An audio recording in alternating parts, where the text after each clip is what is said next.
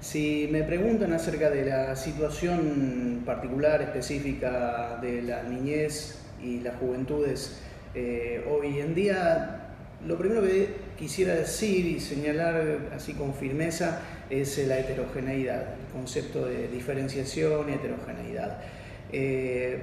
Se da como una suerte de contradicción muy grande por cuando por una parte uno escucha hablar de generación Marte, que estamos ya, dicen algunos, ha nacido la primera generación que va dentro de ella a algunos a viajar a Marte, ¿sí? La generación Marte la llaman. Ya nació, ya están entre nosotros aquellos humanos, humanas que van a ir al planeta Marte. Pero al mismo tiempo que tenemos eso, hay informes justamente en estos días de UNICEF, una situación muy difícil, muy complicada en términos de heterogeneidad social, de pobreza, y eso también hay que señalarlo porque hace a una sociedad muy fragmentada y hace a las urgencias que tenemos que resolver y los temas los que tenemos que abocarnos. Entonces, por una parte se habla de generación Marte y por otra sabemos, hay investigaciones que hablan de eso, que hay una cantidad muy grande de niñas y niños quienes, por ejemplo, no se les festejan los cumpleaños y entre otras cosas también sumamente relevantes, aunque muchas veces no se lo mencionan en primer lugar, para mí son verdaderamente relevantes, no se les cuentan historias, no se les leen libros.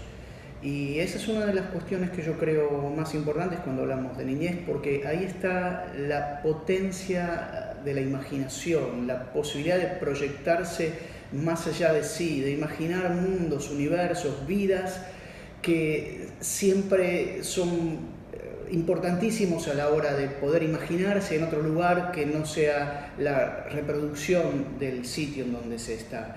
Entonces tenemos esas dos cosas al mismo tiempo y nunca hay que olvidarlas, porque muchas veces resulta sumamente atractivo hablar de la generación Marte. Ahora, nosotros tenemos una generación que mientras hablamos de eso tiene necesidades muy básicas que no son resueltas, no están resueltas. Entonces, primera cuestión, hablar de la heterogeneidad. Si luego queremos ver algunos puntos en particular, una pregunta que para mí siempre resulta en niñez es preguntarse ¿con qué juegan? ¿Con qué juegan? El juego es un elemento principal de la vida de niñas y jóvenes. En realidad uno debería pensarlo de la persona humana en general a lo largo de toda su vida, pero en principio hablemos de niñez, el juego es una cuestión principal. Cada vez más niñas y niños juegan con dispositivos electrónicos y en un mundo de pantallas. También acá hay que reintegrar el tema de la heterogeneidad y la diferenciación social. Aún así podemos decir que hay cada vez contingentes mayores de niñas y niños que viven sus días asociados a una pantalla. En principio yo no tengo una posición demonizadora frente a eso. Lo que sí me parece que merece una reflexión, o sea, ni demonizarla, ni aceptarlo acríticamente por el mero hecho de que está y entonces si está hay que aceptarlo y punto. No, para mí hay que tensionar todos los aspectos de la vida social para poder reflexionarlos, pensarlos en perspectiva, también esta cuestión. Entonces, un primer tema que uno podría decir es, precisamente por la diferenciación social y cultural, los distintos capitales y recursos que encuentran en sus vidas las niñas y los niños, aunque el conjunto esté atravesado por una dimensión más tecnológica, eso no significa que tengan la posibilidad todos de desarrollarse en ese vínculo con las pantallas en términos productivos, en términos creativos, o que sea equitativo para unos o para otras. Es decir, eso también es importante. Cuando la discusión de nativos tecnológicos, que por un lado muchos ensalzaron por una parte y ahora se la critica fuertemente, yo creo que hay que ponderar ni una ni la otra. En principio son nativos en relación a generaciones que no lo fueron, Entonces el estilo del vínculo es un vínculo amable, sencillo, sin dificultades, sin temores de acercarse a dispositivos tecnológicos. Ahora, al mismo tiempo esa presencia desde muy temprana edad a dispositivos no quiere decir que dispongan de otros capitales que les permitan hacer proyectos más productivos o establecer algún tipo de trabajo a través de las redes que sea interesante, que sea relevante, que sea útil socialmente, comprometido, colaborativo. Entonces, las dos cosas. Sí, es cierto que por una parte, en comparación a otras generaciones, tienen un vínculo más afín con las tecnologías, de hecho son su ecosistema, pero al mismo tiempo eso no significa que dispongan las herramientas para hacer lo mejor que podrían hacer, aunque no sepamos precisamente qué significa eso, con las tecnologías. Pero, por ejemplo, las tecnologías están produciendo cosas a veces fácticas muy interesantes. Cuando digo interesantes, en términos de una reflexión, no en términos que sean ni buenas ni malas, no hay juicio ahí, hay que pensarlas. Por ejemplo, las motricidades. Las niñas y los niños en los jardines a muy temprana edad. Antes, ¿qué hacíamos? Lo que hacíamos era armar una currícula en donde intentábamos que practiquen y se entrenen en motricidad fina. Porque lo que tenían era una buena motricidad así dura, gruesa.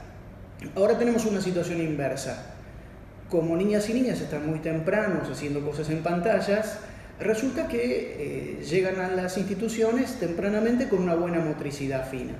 Pero cuando se levantan de sus sillas y sus mesas para lo que fuera, jugar entre ellos, jugar al fútbol, se tropiezan, se caen, se empujan, no tienen una motricidad gruesa como antes porque están menos en la calle, están menos jugando en esos términos, sino más bien encerrados en sus hogares o con las pantallas, en fin.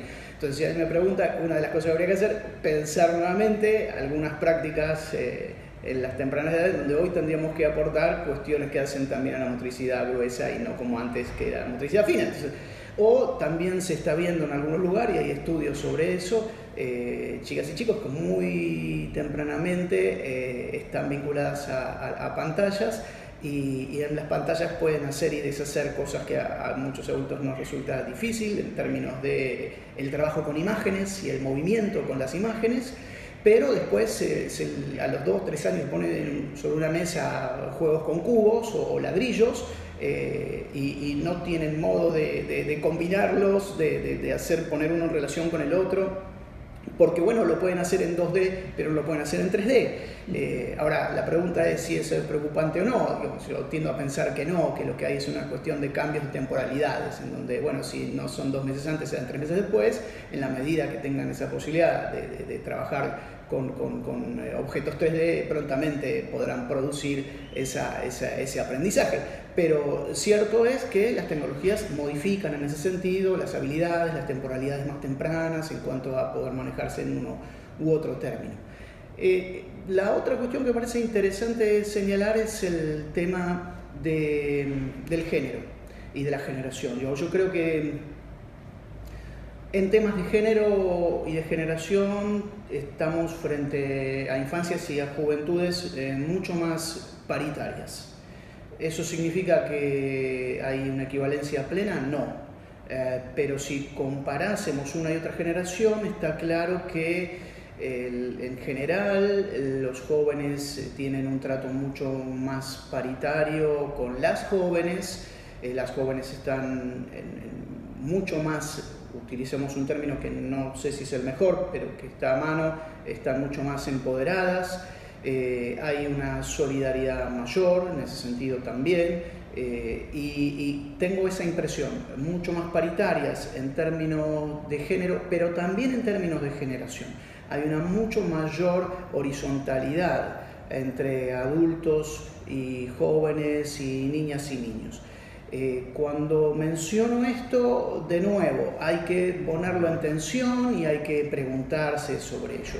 Porque no estoy diciendo que sea lo mismo ser adulto que joven o niño, no estoy diciendo que los roles puedan ser idénticos y entonces da igual. Lo que estoy diciendo es que hay un trato mucho más próximo, hay un trato, por ejemplo, de los varones mucho más afectivo, emocional en relación a niñas y niños. Y, por ejemplo, se los tiene mucho más en cuenta, se los escucha a los jóvenes, a las niñas y niños mucho más en cuanto a los intereses que expresan. Y entonces no son los adultos quienes como maestros ciruelas definen cuáles deberían ser los intereses o los gustos o las tareas que tuvieran que hacer, sino a partir de una buena y mucho más profunda escucha de los intereses y las demandas o las expectativas de niñas o adolescentes. A partir de eso, los adultos pueden tensionar y pensar cuáles son sus misiones y funciones, ponerse en perspectiva, la posición debe ser diferencial, no es idéntica, porque precisamente hay roles diferentes y hay tareas que las y los adultos debemos hacer, y en ese plano, con esa escucha, poder desarrollar esa tarea que en ese caso sí no es paritaria, sino que es claramente diferenciada. Pero la construcción de ese vínculo tiene en sí misma una muchísima mayor presencia de dos que se reconocen a sí mismos como sujetos, más allá que el rol de unos u otros pueda ser diferente. No hay un sujeto y un objeto en ese vínculo. Eso me parece una novedad importante. Luego, también pensando en términos heterogéneos o en términos de heterogeneidad social, me parece que hay, por supuesto, hay jóvenes que pueden tener condiciones resueltas que les permitan avanzar sobre otras consideraciones, ¿no? Entonces, así como yo propongo que podemos estar hablando de la primera generación paritaria, o en camino a hacerlo, también hay quienes hablan de la primera generación sustentable, ¿sí? O sea, que hace una reflexión en términos de sustentabilidad. De hecho, para poder hacerlo probablemente haya que tener ciertas situaciones o condiciones garantizadas o aseguradas. Pero también se observa esto, hay muchos jóvenes, chicas y chicos preocupados por cuestiones ambientales y sociales, y la reflexión de construir una sociedad social y ecológicamente sustentable comienza a ser una preocupación de una buena parte de las nuevas generaciones. En jóvenes debería decir que las chicas en particular están teniendo un protagonismo político muy importante, por lo menos en buena parte de nuestras sociedades y en buena parte de los países de la región. No soy de los que están convencidos de que los avances, todos ellos son muy próximos, son muy cercanos, son muy rápidos, sino más bien creo que si bien socialmente muchas veces hay saltos importantes en las conquistas y en los derechos, creo también que no atraviesan a todas, no atraviesan a todos. Creo que pueden haber retrocesos. De hecho, uno mira ciertas situaciones en algunos de los países de la región y se hace preguntas y se preocupa por algunas situaciones políticas. Entonces, sin tener una confianza acrítica, me parece que sí hay adelantos. No creo que esos adelantos atraviesen al conjunto, sino más bien a los sectores juveniles, diría, de características urbanas, más asociadas a cierto tipo de capitalismo globalizado o tecnologizado, si se quiere. Entonces, creo que hay mucho avance en ese sentido. No caería en imaginar que ese avance es incluyente de todos. Y por supuesto siempre pueden haber retrocesos, entonces también para ahí creo que hay una alerta, y al mismo tiempo decirnos que sobre ciertos temas es muy importante que trabaje la sociedad a través de sus organizaciones, las organizaciones de la sociedad civil, pero también tiene un rol muy importante el Estado o los estados, si queremos pensar en la región, pero también cuando hablo de los estados me refiero en particular a los estados nacionales y los estados subnacionales. Hay muchísimas tareas principalísimas que en su relación de proximidad podrían, y me atrevo a decir que deberían, hacer muchas veces provincias, comunas y municipios. No esperar que todo lo provea el Estado nacional, que sin duda tiene un rol clave, pero los estados nacionales tienen muchísima tarea. En ese punto la educación me parece que sigue siendo uno de los aspectos principalísimos, desde luego, también en general diría los medios de comunicación. Sin embargo, con los medios de comunicación yo diría que hay que tener una conversación permanente, ¿sí? Desde las organizaciones de sociedad civil que protegen o cuidan a niñas y niños y adolescentes, pero desde el Estado, ahí en todo caso hay una responsabilidad distinta que hace llevar adelante toda una serie de programas consistentes en garantizar derechos y al mismo tiempo en fortalecer a niñas y niños y adolescentes en cuanto al conocimiento de cuáles son sus derechos y donde ellas y ellos tienen derecho de decir no y de poner ciertos límites y al mismo tiempo de hacer ciertas exigencias. En general, lo que digo en ese punto es que tampoco debemos caer en una situación en donde la carga la invertimos y ponemos entonces la responsabilidad en las niñas, los niños y adolescentes, ¿sí? Siempre me parece ahí que las responsabilidades son compartidas pero diferentes, como suele decirse en las cuestiones de cambio climático.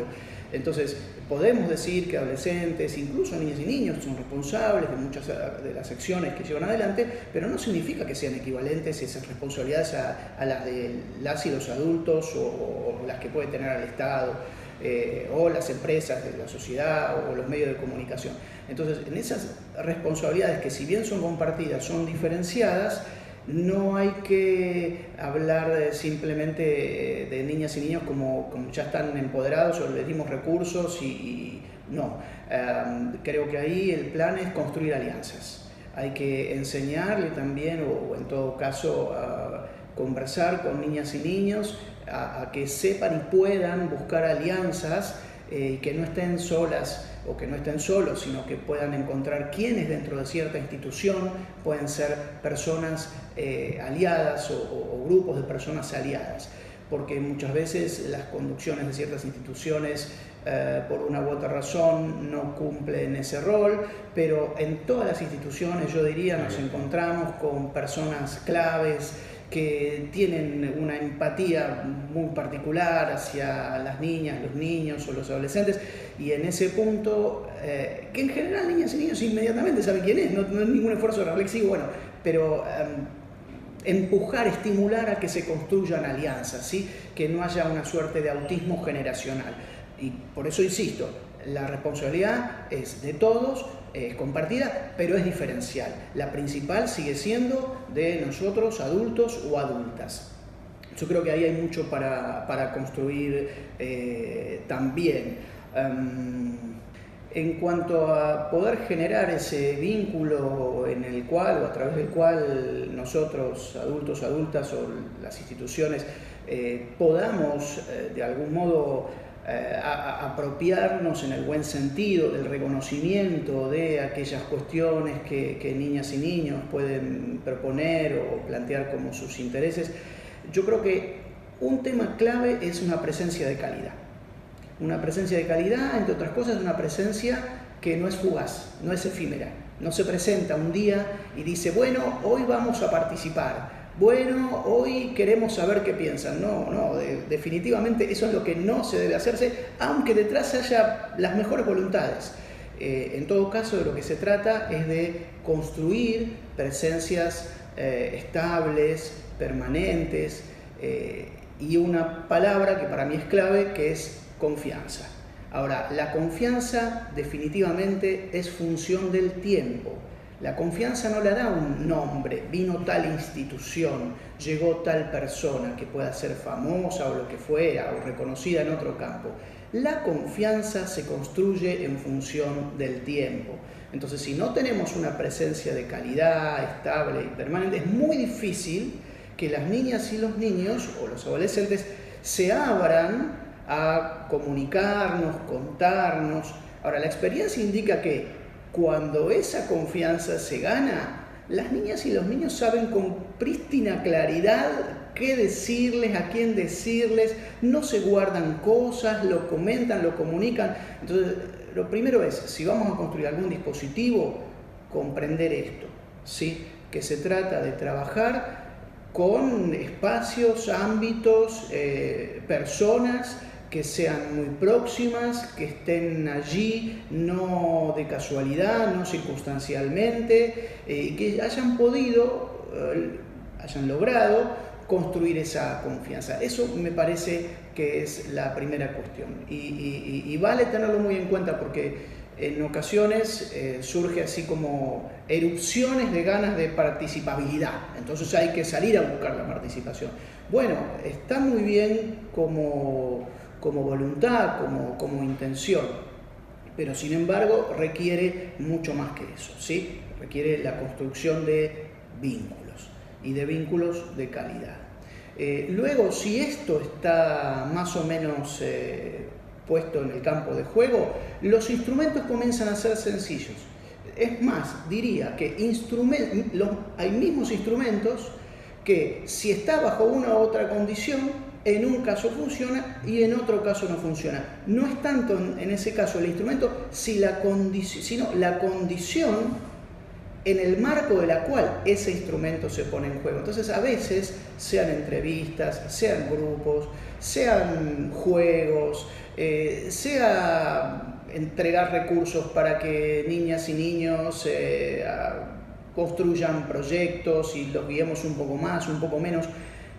Cualquiera de esas herramientas puede tener buenos o malos resultados si las condiciones en las cuales se incluyen son unas u otras. Y para mí esas condiciones vienen dadas por la presencia de calidad y por la confianza. Y eso es algo a lo que nunca hay que renunciar si es que uno quiere construir algún tipo de dispositivo que efectivamente sea productivo.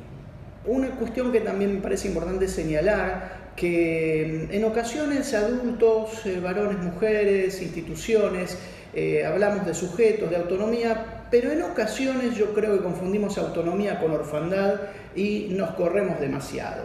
En ese punto creo que las y los adolescentes han construido con inteligencia unas fórmulas de autocuidado y de autoprotección cada vez más entre pares.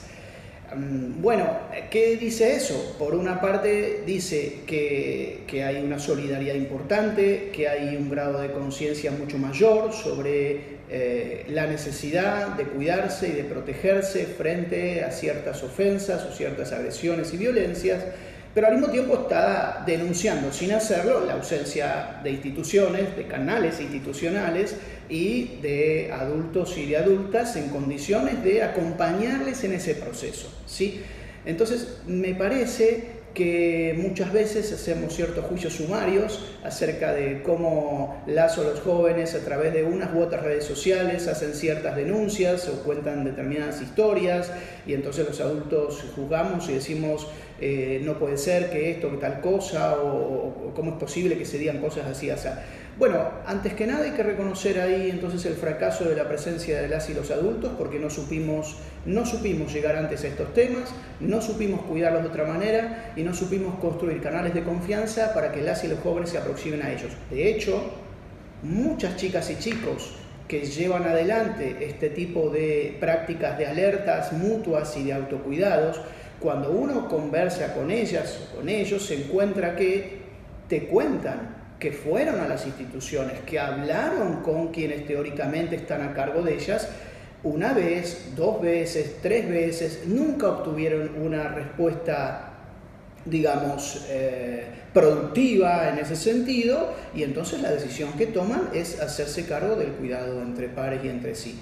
Y creo que son nuevas situaciones y prácticas sociales y políticas de las y los jóvenes que son valiosísimas, pero de nuevo eso no significa que luego todo nos parezca que es correcto o no. Seguramente lo que deberíamos hacer es poder juntarnos con ellas, juntarnos con ellos, conversar, escuchar su posición, su punto de vista, sus razones y luego sí debatir y darles nuestras opiniones acerca del uso de unas u otras herramientas, pero nunca como juicio sumario y asumiendo que se relacionan al fracaso de muchas iniciativas que o no supimos llevar adelante o bueno, simplemente hay espacios que han estado ausentes. En esta misma línea de pensar la actitud de las instituciones y el mundo adulto en relación a niñas y niñas y los cuidados, encontramos en ocasiones que las niñas y los niños y los adolescentes se protegen entre sí porque no encuentran en lazo los adultos respuestas que ellos entiendan como razonables. Por ejemplo, frente a ciertas escenas en internet, si tuvieran que comentarlo a los padres, te dicen que la respuesta de los padres sería: entonces no tenés más internet, entonces te saco el celular, cuando internet y los celulares son la plaza de encuentro de las nuevas generaciones.